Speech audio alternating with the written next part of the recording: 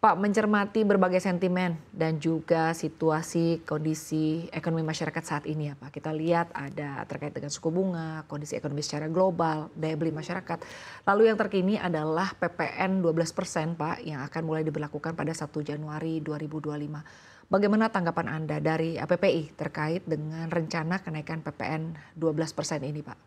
Ya sebenarnya ini terjadi suatu permasalahan yang bukan saat ini saja terjadi, sebenarnya di sejak awal tahun 2024 di mana kita melihat bahwa adanya pemilu mungkin terjadi penundaan investasi atau pembelian misalnya untuk masyarakat beli kendaraan dan segalanya, tetapi ternyata hal ini berlanjut sampai di mana kita yakini bahwa adanya terjadi penurunan daya beli.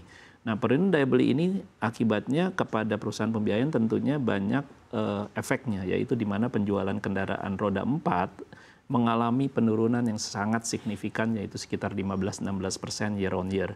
Bahkan di akhir tahun ini diprediksi paling hanya akan ditutup 850.000 unit penjualan roda 4 baru, yang di mana diprediksi bisa terjual kurang lebih 1 juta unit. Nah, ini dengan demikian terjadi tidak tercapainya apa yang menjadi prediksi Gaikindo. Di roda 2 masih sedikit lebih baik, penurunannya paling kurang lebih sekitar 2-4%.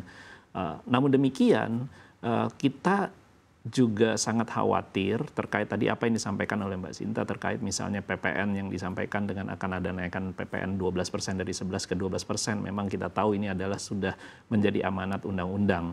Nah, selain daripada pajak PPN 12% tersebut, ada hal lain lagi yang sebenarnya kita ketahui, misalnya pajak obsen. Pajak obsen ini adalah penambahan daripada kenaikan pajak kendaraan bermotor yang kurang lebih sekitar 66% dari pajak yang berlaku nanti apapun berapa persennya yang pajak kendaraan bermotor ini. Nah, ini akan menjadi satu permasalahan terbaru, yaitu di mana harga kendaraan seperti roda 2 maupun roda 4 di luar Jakarta, karena Jakarta sudah menolak untuk tidak ikut di dalam kenaikan pajak obsen ini sendiri. Nah, kendaraan baru roda 4, roda 2 ini akan mengalami kenaikan yang signifikan, terutama misalnya kendaraan-kendaraan yang misalnya dipakai oleh masyarakat luas, Avanza, terus LCGC dan lain-lainnya. Ini bisa mengalami kenaikan antara 6 sampai 10 juta rupiah. Belum lagi kalau kendaraan-kendaraan yang harganya lebih mahal. Nah, ini menjadi suatu permasalahan yang tentunya Gaikindo sudah melihat pada akhir bulan November pada saat disosialisasikan pajak obsen ini. Nah, kita tidak memperkirakan bahwa ini akan segera berlaku, walaupun itu kembali ada undang-undang yang sudah mengatur. Tapi di tengah masyarakat penurunan daya beli ini sendiri, di tengah kita juga sedang dalam pertumbuhan ekonomi yang tidak tercapai juga di tahun 2023 hanya 4,9%. Nah, harapan kita sebenarnya kalau bisa terjadilah penundaan-penundaan ini, karena kita khawatir masyarakat sendiri juga pun akan terkejut dan kaget pada saat terjadinya kenaikan harga-harga ini, dan akhirnya dampaknya mungkin terjadi lagi penurunan penjualan kendaraan bermotor. Dampaknya ke kami karena 60-70% portofolio perusahaan pembiayaan ada di pembiayaan otomotif, Mbak Sinta. Baik, artinya kenaikan PPN menjadi 12% di 1 Januari 2025 ini akan memberikan dampak yang cukup signifikan ya Pak ya. Betul. Terhadap penurunan penjualan ya Pak ya. Betul. Untuk di tahun 2025, bahkan di tahun ini saja tadi Anda menyampaikan bahwa penurunannya sudah berada di kisaran 15% ya Pak ya. Betul. Untuk kendaraan roda 4, sementara untuk roda 2 berada di kisaran 2 sampai dengan 4%. Lalu selanjutnya Pak, terkait dengan pertumbuhan pembiayaan industri perusahaan multifinance yang mencapai 8,37% Pak di akhir Oktober 2024 atau melompat dari posisi September yang mencapai 9,39% year on year. Bagaimana tanggapan dari APPI sendiri Pak terkait dengan tren ini? Iya. Tren ini memang tidak sesuai harapan kita juga. Artinya kita memang sebenarnya mempunyai harapan sekitar 10-12% di tahun 2024 ini kita bisa tumbuh dibanding dengan tahun 2023. Tentu ini penyebabnya adalah bagaimana kita juga tidak mempunyai daya untuk menaikkan pertumbuhan kita melalui volume penjualan kendaraan, khususnya roda 4. Karena roda 4-nya turun, roda 4 bekas dan 2 maupun turun juga, dan roda 2 bekasnya turun, tentu ini adalah asupan kita kan sebagai bookingan-bookingan yang untuk bisa menambah pertumbuhan di industri kami.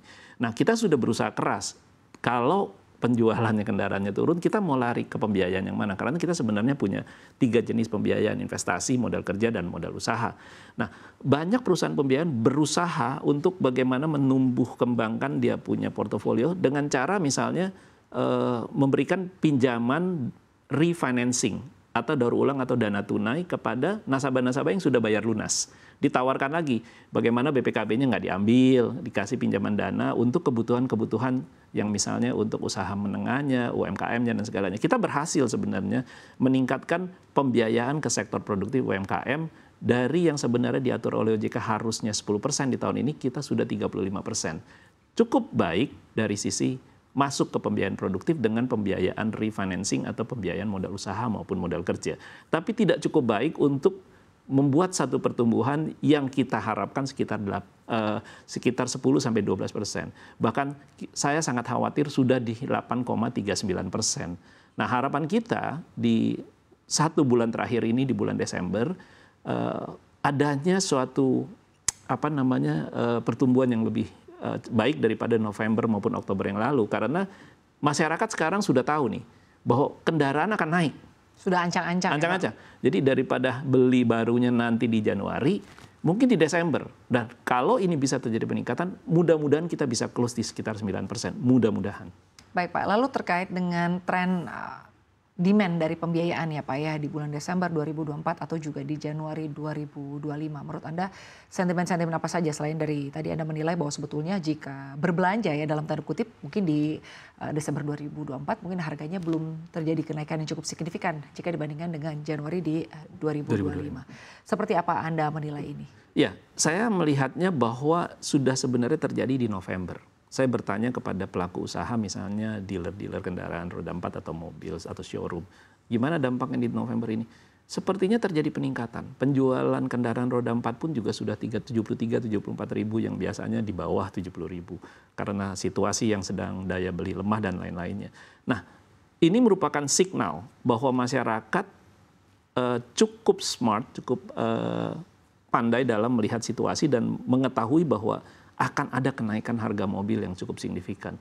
Bedanya apa kalau mereka beli di akhir tahun 2024 sampai dengan misalnya mereka butuh belinya di Januari 2. Akan ada penambahan dari pajak tadi, PPN maupun offset, terutama bagi mereka yang di luar daerah Jakarta. Yang di Jakarta mungkin hanya PPN ya. Nah, tetapi ini merupakan satu hal yang mungkin masyarakat rasanya bebannya berat juga. Belum lagi nanti dengan kenaikan daripada pajak tersebut, kan harga OTR kendaraannya pun naik. Nanti DP yang mereka bayar, kemampuan DP-nya tadinya bisa DP-nya lebih dari sekian persen, sekarang kegerus DP-nya semakin kecil. Buat kami resiko juga kan nantinya.